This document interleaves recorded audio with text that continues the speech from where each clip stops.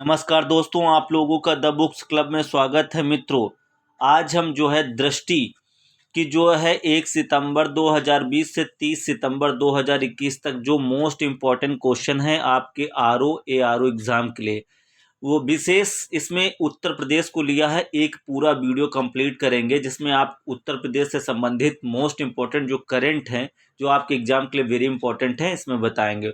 और next video में राष्ट्रीय फिर अंतर्राष्ट्रीय उस अकॉर्डिंग बनाएंगे। तो चलिए शुरुआत करते हैं। इसमें जो है पहला हमारा क्या है, राजा महेंद्र प्रताप सिंह राज्य विश्वविद्यालय। ये मोस्ट इम्पॉर्टेंट है आपके एग्जाम के लिए। क्यों? क्योंकि 14 सितंबर 2021 को प्रधानमंत्री नरेंद्र मोदी द्वारा अलीगढ़ में राजा महेंद्र प्रताप सिंह राज्य विश्वविद्यालय का शिलान्यास किया गया है। मोस्ट इम्पॉर्टेंट है। राजा महेंद्र प्रताप सिंह पश्चिमी उत्तर प्रदेश के हाथरस जिले के मुरसान रियासत के राजा थे। राजा महेंद्र प्रताप सिंह राज्य विश्वविद्यालय को किस दिन, 14 सितंबर 2021 को किसने, प्रधानमंत्री नरेंद्र मोदी द्वारा किस जिले में, अलीगढ़ में राजा महेंद्र प्रताप सिंह राज्य विश्वविद्यालय का शिलान्यास किया गया। और ये कहाँ के थे? तो पश्चिमी उत्तर प्रदेश के हाथरस जिले के मुरसान रियासत के राजा थे। तो नेक्स्ट देख लेते हैं अगला है पोषण संवर्धन की ओर एक कदम अभियान। ये एक अभियान था। इसमें क्या है, उत्तर प्रदेश में 1 जुलाई से 30 सितंबर 2021 के मध्य 1 से 5 वर्ष तक के गहन अति कुपोषित और मध्यम अति कुपोषित यानी सम और मम 2 योजनाओं के नाम हैं। बच्चों के स्वास्थ्य में सुधार हेतु पोषण संवर्धन की ओर एक कदम नामक अभियान चलाया गया। तो इसमें क्या है, विशेष ध्यान रखने वाला है। इस अभियान के अंतर्गत चिन्हित सम एवं मम बच्चों के साथ उनकी माताओं के स्वास्थ्य प्रबंधन पर जोर दिया गया है।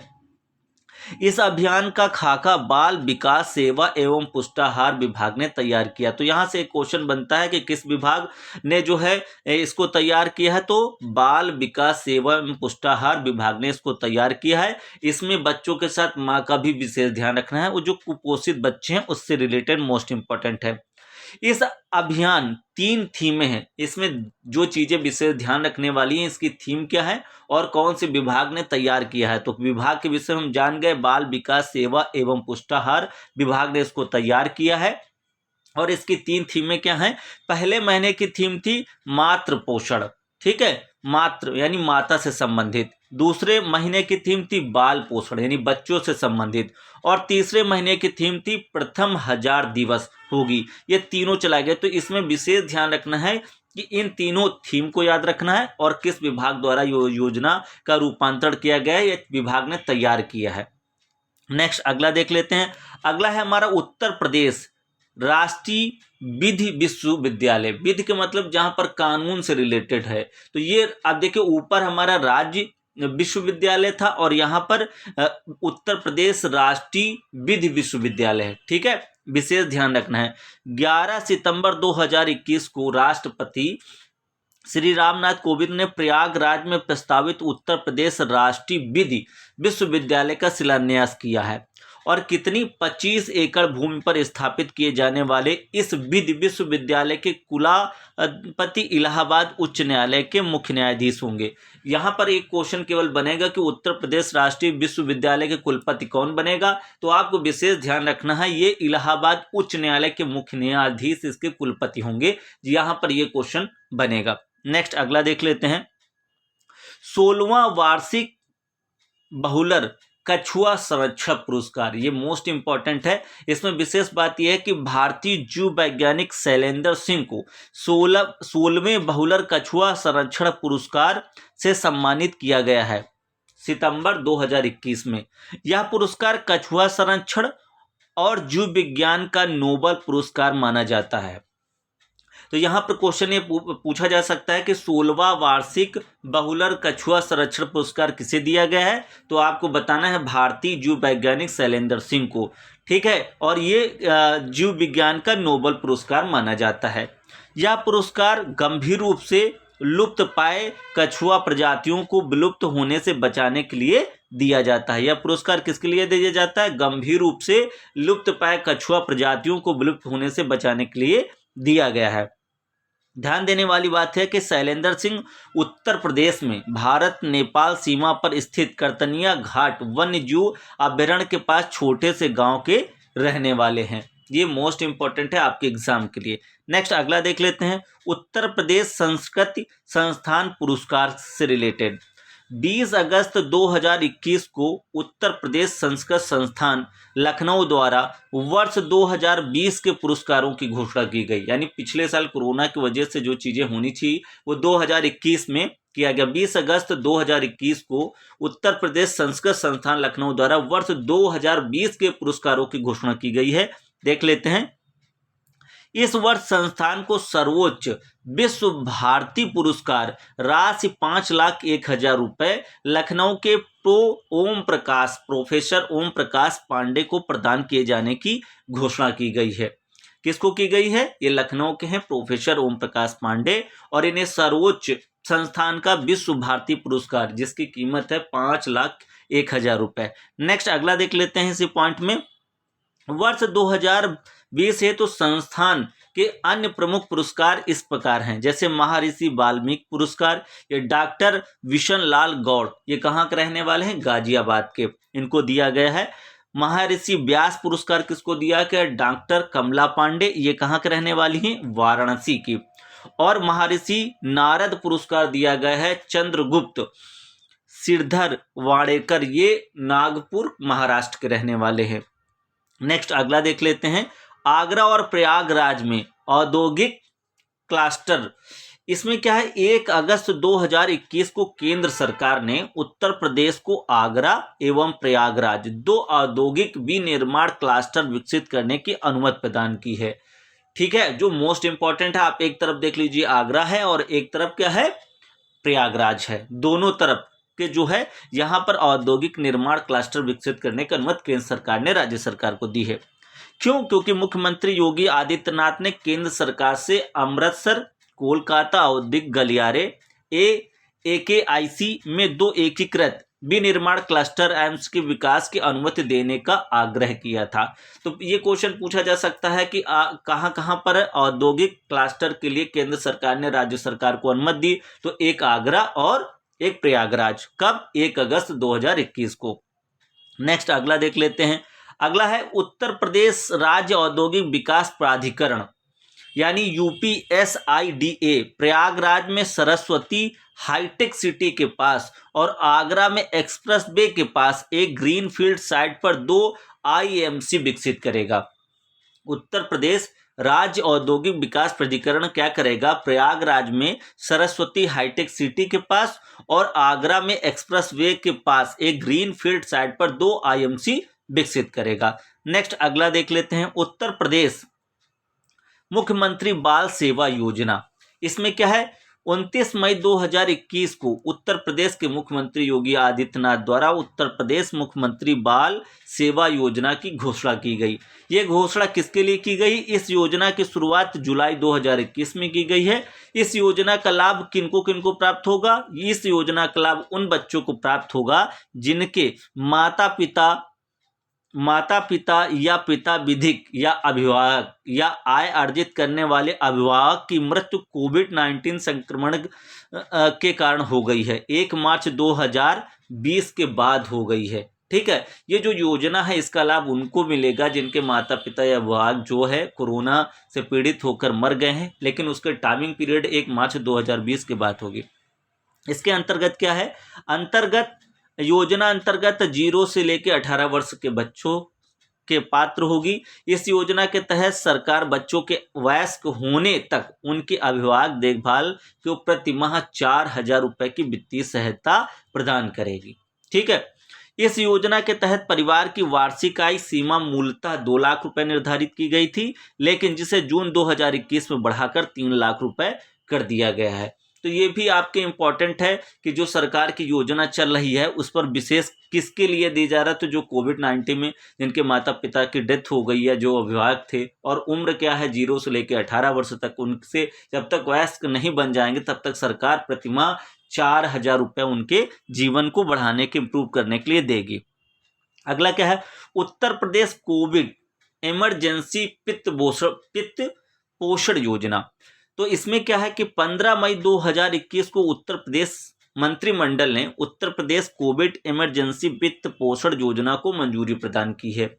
इसमें क्या है, इस योजना के तहत प्रदेश में कोविड से संबंधित आवश्यक सामग्री के विनिर्माण की चालू इकाइयों का विस्तार तथा नई इकाइयां स्थापित करने पर राज्य सरकार वित्तीय सहायता प्रदान करेगी। यह योजना वर्तमान में कार्यरत औद्योगिक इकाइयों और नई स्थापित होने वाली उन इकाइयों पर प्रभावी होगी जो कोविड से संबंधित आवश्यक सामग्री के लिए वर्तमान क्षमता में वृद्धि करेंगी या इस क्षेत्र में नई इकाई स्थापित करने के इच्छुक हैं। तो राज्य सरकार उनका सपोर्ट करेगी। कोविड-19 से संबंधित जो भी चीज़ें ज़रूरत होती हैं उनका विनिर्माण होगा, नई इकाई बनाई जाएंगे। तो ये आपकी जानकारी के लिए होना चाहिए। नेक्स्ट अगला देख लेते हैं, उत्तर प्रदेश ऑक्सीजन उत्पादन संवर्धन नीति 2021। इसमें क्या है, 15 मई 2021 को प्रदेश सरकार द्वारा उत्तर प्रदेश ऑक्सीजन उत्पादन संवर्धन नीति 2021 की स्वीकृति प्रदान की गई है। ठीक है, इसमें बस क्वेश्चन ये बनता है कि किस जो है राज्य ने किया है। तो बस आपको ध्यान रखना है कि वो जो है ऑक्सीजन उत्पादन संवर्धन नीति 2021 किसने शुरू किया है। तो ऑप्शन में होगा उत्तर प्रदेश, उत्तराखंड, ऐसे आएगा तो आपको आंसर देना उत्तर प्रदेश। ठीक है, अब इसमें क्या क्या स्वीकृति प्रदान की गई, जैसे liquid oxygen, zeolite oxygen cylinder, oxygen concentrator, सहायक उपकरण, क्रायोजेनिक टैनर। ये इतना इंपॉर्टेंट जो ऑक्सीजन से रिलेटेड जो भी चीज़ें हैं उनसे संबंधित है। ऑक्सीजन भंडारण, परिवहन उपकरण सुविधाओं का निर्माण करने वाली उन इकाइयों को इस नीति के तहत प्रोत्साहन प्रदान किया गया है, जिन्हें 50 करोड़ रुपए से अधिक का निवेश किया हो। ठीक है, इन चीज़ों से जो ऑक्सीजन से संबंधित जितने भी प्लेटफॉर्म हैं उसमें जिसने 50 करोड़ रुपए इन्वेस्ट किए हैं उसके निवेश पर उनको सपोर्ट मिलेगा राज्य सरकार के तहत। नेक्स्ट क्या है, इसी पर आगे बात करते हैं। तो इस नीति के क्रियान्वयन हेतु उच्च स्तरीय समिति गठित की गई है जो नोडल संस्था इन्वेस्ट यूपी को प्राप्त आवेदन का मूल्यांकन कर इसकी संस्तुति करी गई। अब यहाँ पर क्वेश्चन, इन्वेस्ट यूपी क्या है, एक प्रकार की एक समिति गठित की जाएगी जो नोडल संस्था इन्वेस्ट यूपी को प्राप्त आवेदन का मूल्यांकन करेगी और इस समिति के अध्यक्ष अवस्थापना एवं औद्योगिक विकास आयुक्त होंगे। अब यहाँ पर एक क्वेश्चन ये बन जाता है, आगे क्या है, इसमें नीति का मुख्य उद्देश्य प्रदेश में ऑक्सीजन उत्पादन के अवसरों को बढ़ावा देना तथा उत्तर प्रदेश को ऑक्सीजन उत्पादन के क्षेत्र में चिकित्सा एवं औद्योगिक क्षेत्र में आत्मनिर्भर बनाना है। इस नीति को 16 मई 2021 को लागू किया गया और यह 6 माह की अवधि के लिए वैध होगी। ठीक है, नेक्स्ट अगला देख लेते हैं, देश का पहला ग्रीन म्युनिसिपल बांड, देश का पहला ग्रीन म्युनिसिपल बांड। ये यहाँ पर एक क्वेश्चन बनता है कि ये सबसे पहले कहाँ शुरू, देश का। तो 31 मार्च 2021 को गाजियाबाद नगर निगम ने देश का पहला ग्रीन म्युनिसिपल बांड जारी किया है। तो ये क्वेश्चन बन सकता है कि देश में पहला म्युनिसिपल बांड कहाँ पर शुरू हुआ। तो 31 मार्च 2021 को गाजियाबाद नगर निगम ने देश का पहला ग्रीन म्युनिसिपल बांड जारी किया है। इस बांड के माध्यम से 150 करोड़ रुपए का फंड, 100 करोड़ रुपए बेसिक और 50 करोड़ रुपए ग्रीन इश्यू जुटाया गया है। ठीक है, ये मोस्ट इंपॉर्टेंट है आपके एग्जाम के लिए। आगे देख लेते हैं, 8 अप्रैल 2021 को गाजियाबाद नगर निगम का municipal bond Bombay stock exchange में सूचीबद्ध हो गया है।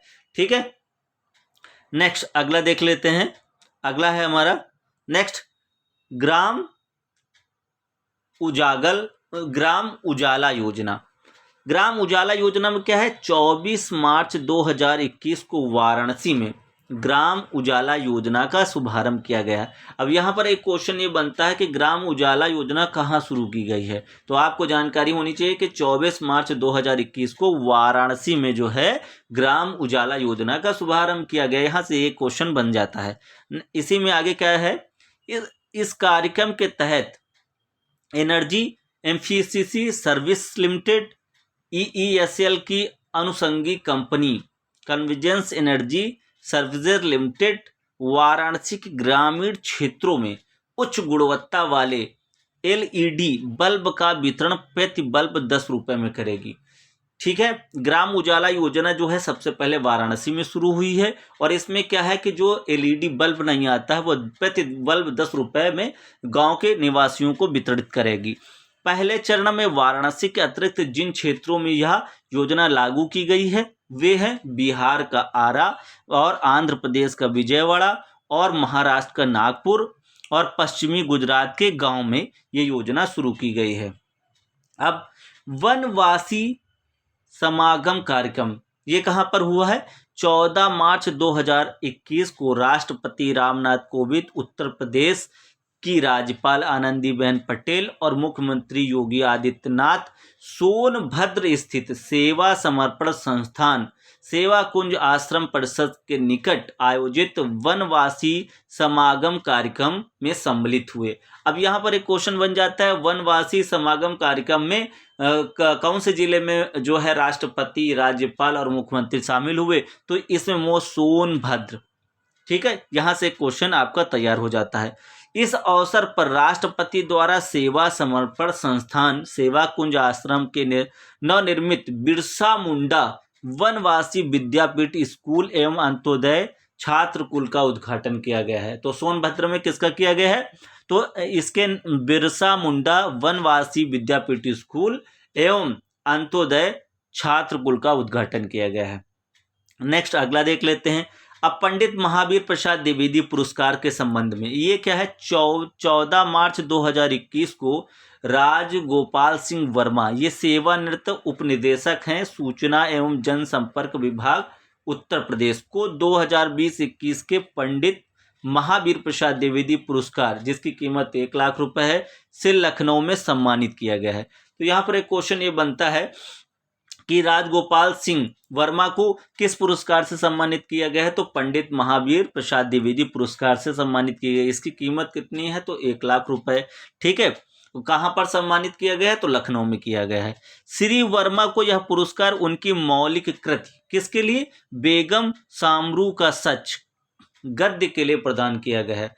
अब ये पूछा जा सकता है कि श्री राजगोपाल सिंह वर्मा ने कौन सी जो है मौलिक कृति लिखी है? तो बेगम सामरू का सच ये गद्य के लिए प्रदान किया गया है।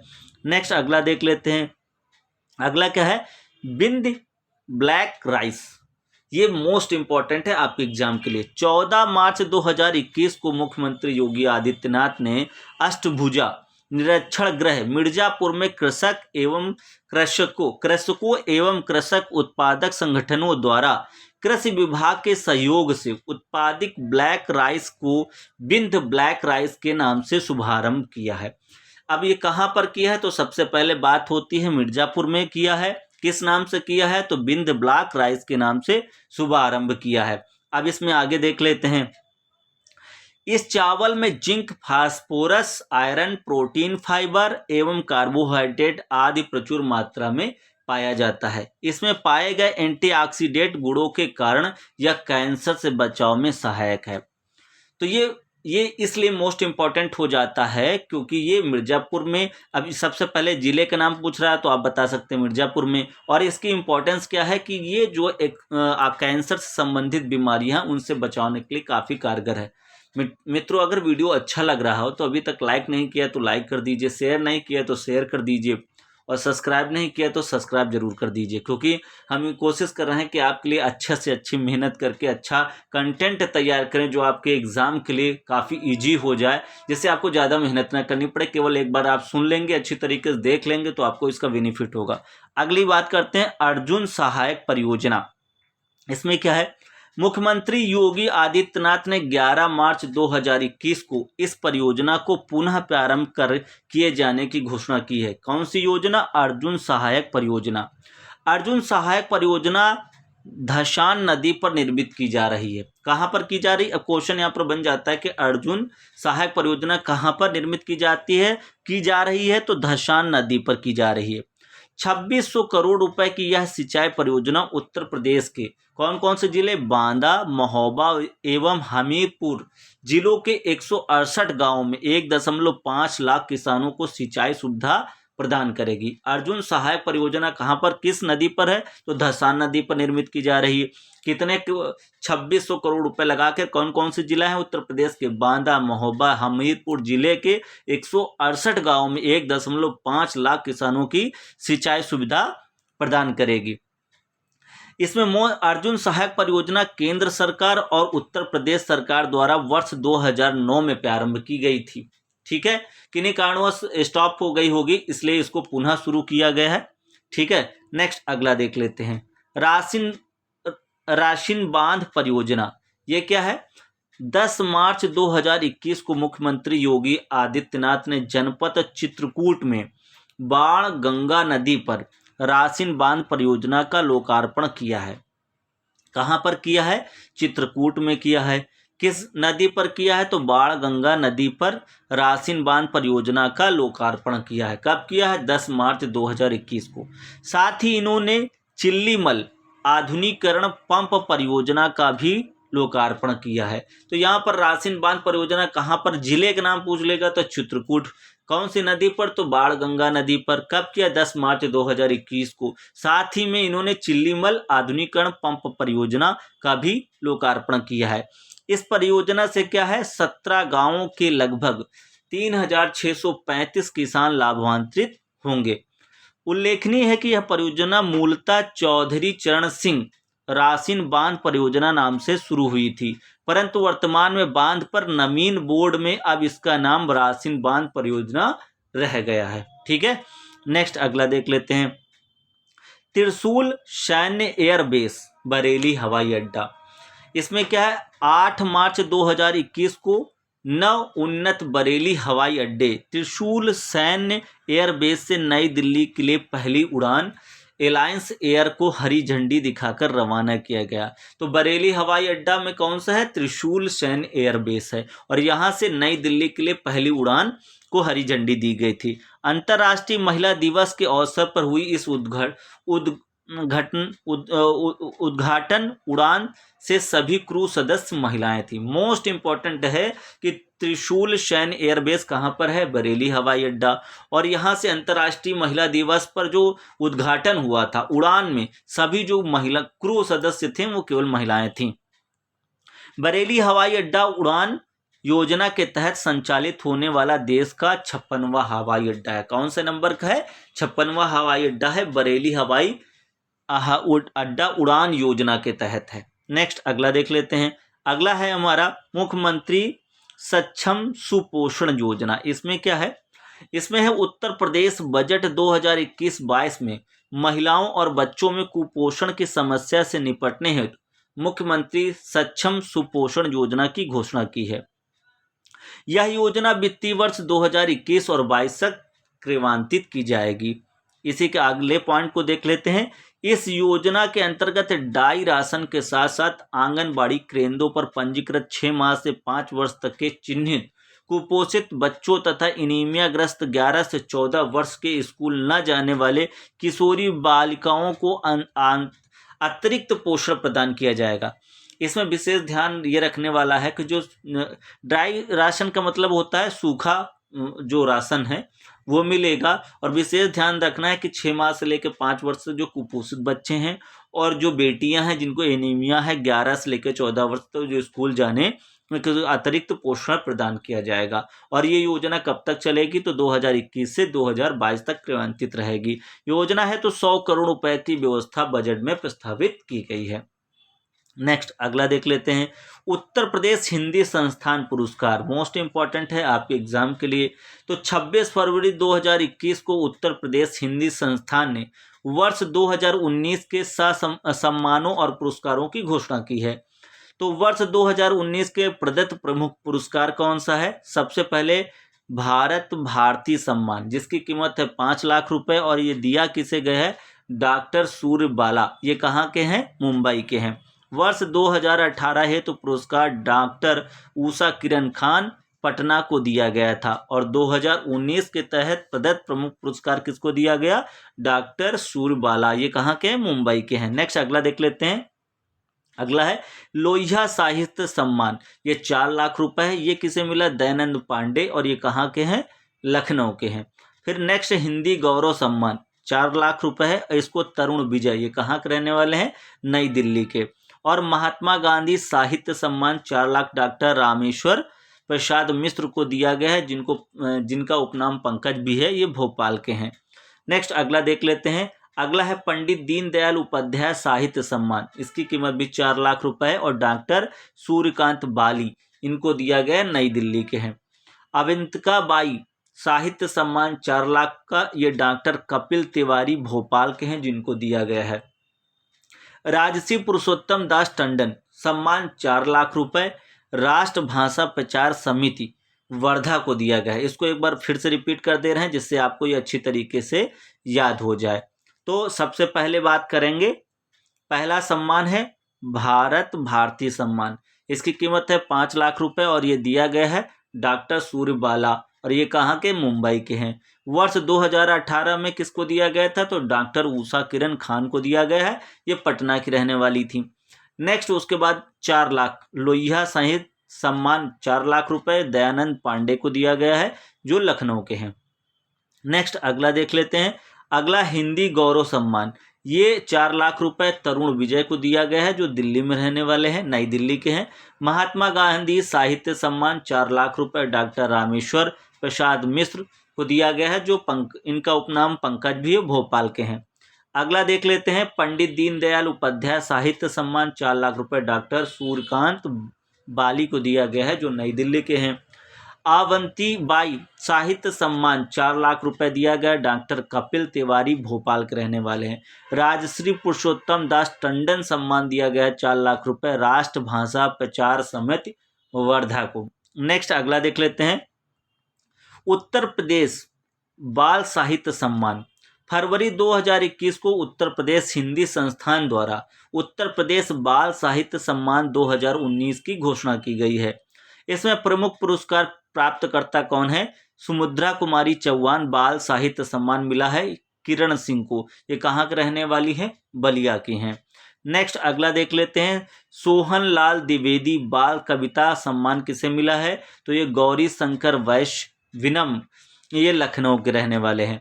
अमृतलाल नागर बाल कथा सम्मान किसे मिला है, तो दयाराम मौर्य, इनको रत्न पर प्रतापगढ़ के रहने वाले हैं। शिक्षार्थी बाल चित्रकला किसे मिला है सम्मान, तो ये मिला है सुशील कुमार को और ये रहने वाले हैं लखनऊ के। डॉक्टर राम कुमार वर्मा बाल नाटक सम्मान किसे मिला है, तो गुडविन मसीह, ये कहाँ के रहने वाले हैं, तो ये बरेली के रहने वाले हैं। नेक्स्ट अगला देख लेते हैं। उत्तर प्रदेश में लैंड होल्डिंग्स यूनिक कोड, इसमें क्या है, फरवरी 2021 में उत्तर प्रदेश सरकार ने राज्य में सभी प्रकार के लैंड होल्डिंग्स को चिन्हित करने के लिए एक 16 अंकों का यूनिक कोड जारी करने की प्रणाली शुरू की है। इस प्रणाली का मुख्य उद्देश्य भूमि विवादों के मामलों की जांच करना, विवादित भूमि की नकली रजिस्ट्रियों को समाप्त करना और लोगों को धोखेबाजों के जाल में फंसने से बचाना है। मोस्ट इंपॉर्टेंट है जानकारी के रूप में। इस प्रणाली के तहत भूमि का यूनिक कोड 16 अंकों वाला होगा, जिसमें पहले 6 अंक भूमि की जनसंख्या यानी आबादी के आधार पर निर्धारित होगी, अगले 4 अंक भूमि के विशिष्ट पहचान का निर्धारण करेंगे। यह यूनिक कोड उत्तर प्रदेश सरकार के राजस्व विभाग द्वारा जारी किया जाएगा। यह सभी प्रकार के कृषि, आवासीय और वाणिज्यिक भूमि के लिए जारी होगा। यह लैंड होल्डिंग्स यूनिक कोड भूमि विवाद के मामलों की जांच करने में मदद करेगा। तो ये जानकारी के रूप में आपको पता होना चाहिए। नेक्स्ट अगला, मुख्यमंत्री अम्योदय योजना, ये क्या है, 15 फरवरी 2021 को उत्तर प्रदेश के मुख्यमंत्री योगी आदित्यनाथ ने प्रदेश के युवाओं के उत्कर्ष का मार्ग प्रशस्त करने की राज्य सरकार की एक अभिनव योजना, जिसे अभ्युदय योजना का शुभारंभ किया। युवाओं को प्रतियोगी परीक्षा के निःशुल्क कोचिंग प्रदान करने के उद्देश्य से यह योजना प्रारंभ की गई है। ठीक है, इस योजना में अभ्युदय योजना के माध्यम से प्रतियोगी परीक्षाओं में युवाओं को जैसे कौन सी परीक्षा, आईएएस, आईपीएस, आईएफएस, पीसीएस सहित मेडिकल आईआईटी प्रवेश परीक्षाओं में भी विशेषज्ञों का मार्गदर्शन प्राप्त होगा। जो ये योजना शुरू गई, इसमें जो आईएएस हैं, आईपीएस हैं और काफ़ी लोग हैं, ये विशेषज्ञ के रूप में इनको ट्रेनिंग के रूप में अपना मार्गदर्शन भी प्रदान करेंगे। नेक्स्ट अगला, श्री लाल शुक्ल स्मृति इफ्को साहित्य सम्मान 2020, ये भी इम्पोर्टेंट है आपके एग्जाम के लिए। तो 31 मार्च 2021 को वर्ष 2020 हेतु यह सम्मान रांची के हिंदी साहित्यकार रणेंद्र को दिया गया है। किसको दिया गया है? श्री लाल शुक्ल स्मृति इफ्को साहित्य सम्मान दिया गया है रांची के हिंदी साहित्यकार रणेंद्र को। रणेंद्र यह पुरस्कार प्राप्त करने वाले झारखंड के पहले साहित्यकार हैं। ठीक है, नेक्स्ट अगला देख लेते हैं। उत्तर प्रदेश की झांकी का पहला पुरस्कार, इसमें क्या, 26 जनवरी 2021 को गणतंत्र दिवस के अवसर पर नई दिल्ली में आयोजित परेड में उत्तर प्रदेश द्वारा प्रस्तुत अयोध्या उत्तर प्रदेश की सांस्कृतिक धरोहर विषयक झांकी को राज्यों केंद्र शासित प्रदेशों की श्रेणी में पहला पुरस्कार मिला है। ठीक है, इसमें प्राचीन पवित्र शहर अयोध्या की सांस्कृतिक विरासत, राम मंदिर की प्राकृतिक दीपोत्सव की झलक और रामायण महाकाव्य के विभिन्न कहानियों की झांकी में दर्शाया गया था। ये भी आपकी जानकारी के इम्पोर्टेंट है। नेक्स्ट अगला, उत्तर प्रदेश डेटा सेंटर नीति 2021, ये क्या है? ये 25 जनवरी 2021 को उत्तर प्रदेश राज्य मंत्रिमंडल ने उत्तर प्रदेश डेटा सेंटर नीति 2021 को मंजूरी प्रदान की। इसमें क्या है? यह नीति अधिसूचना की तिथि से 5 वर्ष तक अथवा उत्तर प्रदेश सरकार द्वारा कोई नई नीति संशोधन किए जाने तक लागू रहेगी। इस नीति में क्या क्या है देख लेते हैं।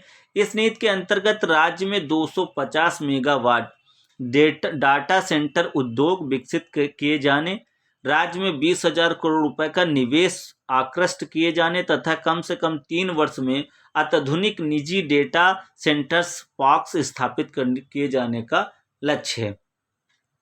इस नीति के अंतर्गत डेटा सेंटर पार्क्स और डेटा सेंटर इकाइयों को पूंजी उपादान, ब्याज उपादान, भूमि के क्रय, पट्टे पर स्टाम्प ड्यूटी में छूट तथा ऊर्जा संबंधित वित्तीय प्रोत्साहन के अतिरिक्त अन्य प्रोत्साहन का भी प्रदान किए जाएंगे।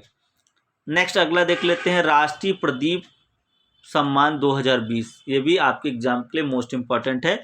25 जनवरी 2021 को मध्य प्रदेश सरकार द्वारा वर्ष 2020 का राष्ट्रीय प्रदीप सम्मान डॉक्टर सी ओम अंबर, ये फर्रुखाबाद उत्तर प्रदेश को प्रदान किया गया है। राष्ट्रीय प्रदीप सम्मान 2020 किसको प्रदान किया गया है? तो ये डॉक्टर सी ओम अंबर को प्रदान किया गया है और ये फर्रुखाबाद उत्तर प्रदेश के रहने वाले हैं। वर्ष 2019 का कवि प्रदीप सम्मान डॉक्टर कुबेर वेचन को दिया गया था और इनको किसका दिया गया है? 25 जनवरी 2021 को 2020 का दिया गया है।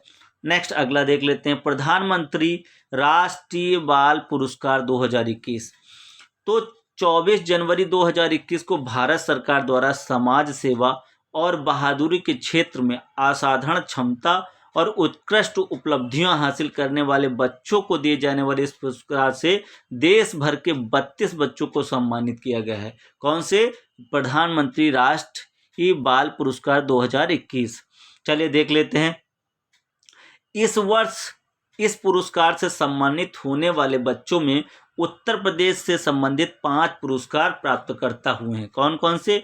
व्योम आहूजा, ये कहाँ के हैं? लखनऊ के हैं, कला एवं संस्कृत में इन्होंने प्राप्त किया है। कुंवर दिव्यांश सिंह, ये बाराबंकी के हैं, बहादुरी के लिए इन्हें मिला है।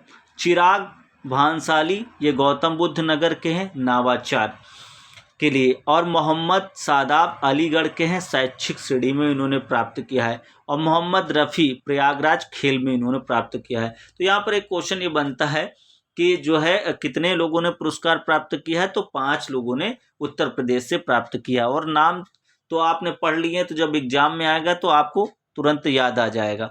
अगला, रानी लक्ष्मीबाई एवं लक्ष्मण पुरस्कार 2020-21। 24 जनवरी 2021 को उत्तर प्रदेश स्थापना दिवस के अवसर पर मुख्यमंत्री योगी आदित्यनाथ एवं राज्यपाल आनंदीबेन पटेल द्वारा प्रदेश के खिलाड़ियों को रानी लक्ष्मीबाई और लक्ष्मण पुरस्कार प्रदान किए गए हैं। चलिए देख लेते हैं। कुल 18 खिलाड़ियों को यह पुरस्कार प्रदान किया गया है, जिनमें 8 महिला खिलाड़ी हैं, ठीक है, और को रानी लक्ष्मीबाई पुरस्कार और 10 पुरुष खिलाड़ी हैं लक्ष्मण पुरस्कार से सम्मानित किया गया है। प्रत्येक खिलाड़ी को कांस्य प्रतिमा एवं 3,11,000 रुपए की राशि प्रदान की गई है। देख लेते हैं क्या क्या नाम है इनके। तो रानी लक्ष्मीबाई पुरस्कार प्राप्त करता सामान्य वर्ग के हैं स्वर्णिमा जायसवाल, इनको हैंडबॉल के उसमें दिया गया है रानी लक्ष्मीबाई पुरस्कार। फिर है प्रियंका, ये एथलेटिक्स में इन्होंने प्राप्त किया है। साक्षी जौहरी वेशु में, और वंदना कटारिया हॉकी में, और हिमानी सिंह शूटी में। इन 5 लोगों ने सामान्य वर्ग के रानी लक्ष्मीबाई पुरस्कार प्राप्त करता है। अब अगला है वेटरन वर्ग, इसमें क्या है बिमला सिंह एथलेटिक्स में इन्होंने प्राप्त किया है। दिव्यांगजन सामान्य वर्ग में ज्योति तीरंदाजी में, और आकांक्षा चौधरी शूटिंग में इन्होंने प्राप्त किया है। नेक्स्ट अगला देख लेते हैं। लक्ष्मण पुरस्कार प्राप्त करता कौन है सामान्य वर्ग में? नितिन तोमर कबड्डी में, पुनीत कुमार रोइंग में, और गौरव बालियान कुश्ती में, और सूरज यादव विशु में। नेक्स्ट अगला देखते हैं। वेटरन वर्ग में राजकुमार कुश्ती में, और कुलदीप कुमार एथलेटिक्स में प्राप्त किया है। दिव्यांगजन सामान्य वर्ग में कौन कौन सा है? आबू हुवैदा बैडमिंटन में, सचिन चौधरी पावर लिफ्टिंग में, और आकाश शूटिंग में, और वरुण सिंह भाटी एथलेटिक्स में। नेक्स्ट अगला देख लेते हैं। चौथा उत्तर प्रदेश दिवस समारोह। चौथा उत्तर प्रदेश दिवस समारोह क्या है? 24 जनवरी 2021 को मुख्यमंत्री योगी आदित्यनाथ ने उत्तर प्रदेश राज्य के 71वें स्थापना दिवस पर चौथे उत्तर प्रदेश दिवस समारोह का शुभारंभ किया। देखिए मित्रों, बिना समय गवाए हुए हम लगातार पढ़ा रहे हैं कि जिससे आपका ध्यान न टूटे और आप लगातार उसको सुनते समझते चलें। लेकिन आपकी भी एक जिम्मेदारी है कि अगर वीडियो अभी तक लाइक नहीं किया तो लाइक करिए, शेयर नहीं किया तो शेयर करिए, और चैनल को सब्सक्राइब नहीं किया तो जरूर सब्सक्राइब करिए। आगे देख लेते हैं। पहली बार उत्तर प्रदेश दिवस का आयोजन वर्ष 2018 में किया गया था। इस अवसर पर मुख्यमंत्री ने कला, संस्कृति, खेल, विज्ञान सहित विभिन्न क्षेत्रों में प्रदेश का मान सम्मान बढ़ाने वाली विभूतियों को यूपी गौरव सम्मान प्रतिवर्ष प्रदान करने की घोषणा की थी। इसके साथ ही मुख्यमंत्री ने सूक्ष्म लघु एवं मध्यम उद्यम MSME विभाग के उद्यम सारथी ऐप का लोकार्पण किया था। नेक्स्ट इसी में है आगे। इस ऐप के माध्यम से युवाओं को स्वरोजगार तथा व्यवसाय एवं रोजगार अवसरों के बारे में जानकारी सरलता से उपलब्ध हो सके। अगला देख लेते हैं। 24वें हुनर हंट का आयोजन। 24वें हुनर हंट का आयोजन ये क्या है? 22 जनवरी से 4 फरवरी 2021 के मध्य 24वें हुनर हंट का आयोजन अवध शिल्पग्राम लखनऊ में किया गया था। इसकी थीम क्या थी? Vocal for local. इसमें देश के सभी राज्यों, केंद्र शासित प्रदेशों के दस्तकारों, शिल्पकारों के लगभग 500 स्वदेशी उत्पाद शामिल किए गए थे। तो 24वें हुनर हंट का आयोजन कहाँ किया गया था? तो आयोजन अवध शिल्पग्राम लखनऊ में किया गया था। इसकी थीम क्या थी? Vocal for local. इसमें देश के सभी राज्यों, केंद्र शासित प्रदेशों के शिल्पकारों के लगभग 500 स्वदेशी उत्पाद शामिल हुए थे। नेक्स्ट अगला देख लेते हैं। नेक्स्ट हमारा क्या है? किसान कल्याण मिशन। इसमें क्या है देख लेते हैं। 6 जनवरी 2021 को उत्तर प्रदेश सरकार द्वारा किसान कल्याण मिशन में क्या है? 6 जनवरी 2021 को उत्तर प्रदेश सरकार द्वारा किसानों की आय बढ़ाकर दुगना करने तथा किसानों तक नई तकनीकी और योजनाओं की जानकारी पहुंचाने के उद्देश्य से किसान कल्याण मिशन का शुभारंभ किया गया। ये कार्यक्रम उत्तर प्रदेश के सभी विकास खंडों में 6 जनवरी से 21 जनवरी 2021 तक 3 चरणों में संचालित किए गए। ठीक है, इसकी जानकारी आपको होनी चाहिए। अगला देख लेते हैं। न्यू भावपुर न्यू खुर्जा खंड का उद्घाटन। ये क्या है? इसमें 29 दिसंबर 2020 को प्रधानमंत्री नरेंद्र मोदी द्वारा वीडियो कॉन्फ्रेंसिंग के माध्यम से पूर्वी डेडिकेटेड फ्रेट कॉरिडोर के भावपुर न्यू खुर्जा खंड का उद्घाटन किया गया था। इसमें क्या है? 351 किलोमीटर लंबा यह खंड उत्तर प्रदेश में स्थित है और इसकी निर्माण लागत राशि 5,750 करोड़ रुपए है।